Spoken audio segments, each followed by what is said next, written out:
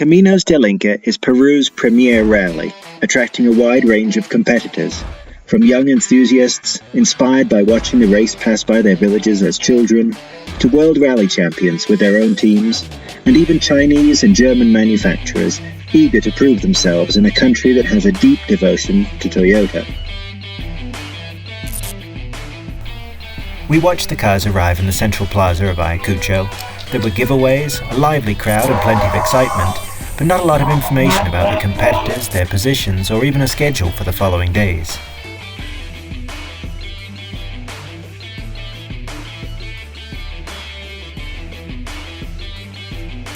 The next day we headed up to the service area where the teams rested and repaired their cars.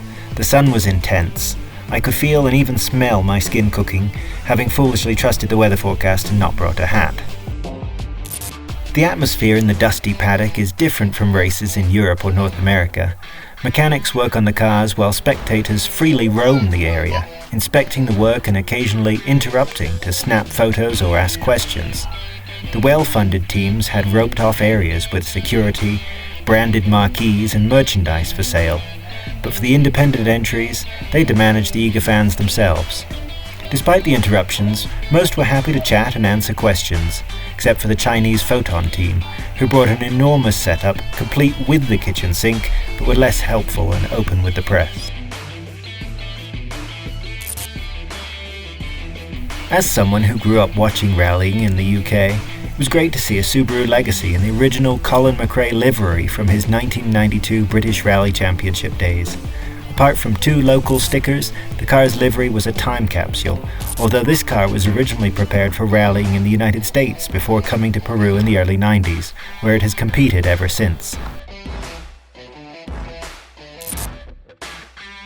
We also got to see a 1969 Ford Escort, driven by Isaac Paliza, a gentleman in his mid-70s who has owned the car for decades.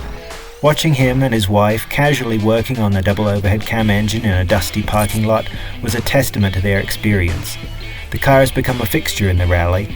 Originally a deluxe model, upgraded to race in 1970, it has outlasted younger, more complex competitors and looks set to finish again this year. This one.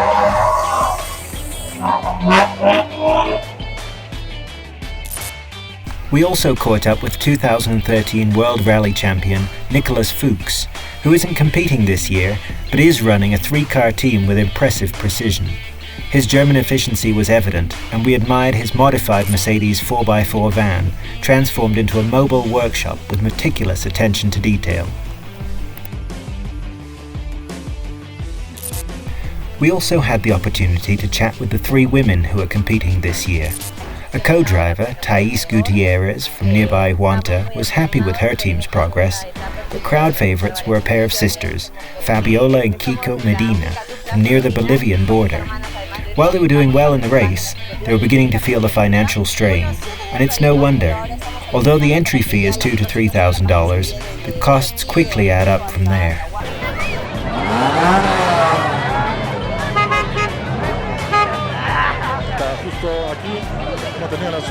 We spoke with Manuel Yanez, a successful entrepreneur now based in the US, who had a fleet of support vehicles, a staff of 15, mechanics, tents and supplies. His childhood dream of racing Caminos del Inca became reality, but the out-of-pocket expenses can easily exceed $500,000 for a single car.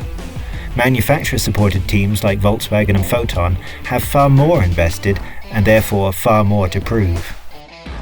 A father and son team, Ricardo and Gonzalo Mendiola, entered with a Volkswagen Amarok diesel, previously prepared for the Dakar rally.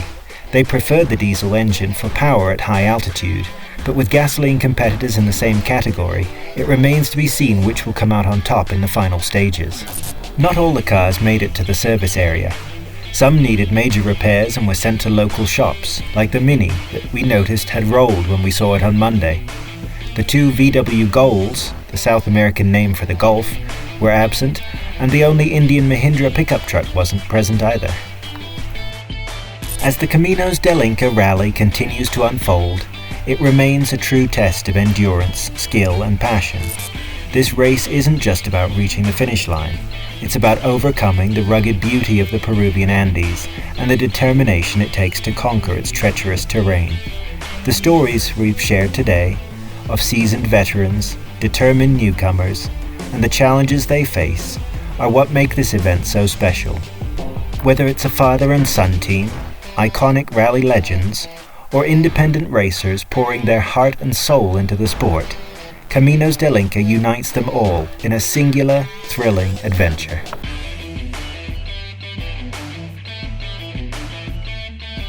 Thanks for watching. Be sure to subscribe for more videos on Latin American cars and stay tuned for our next adventure.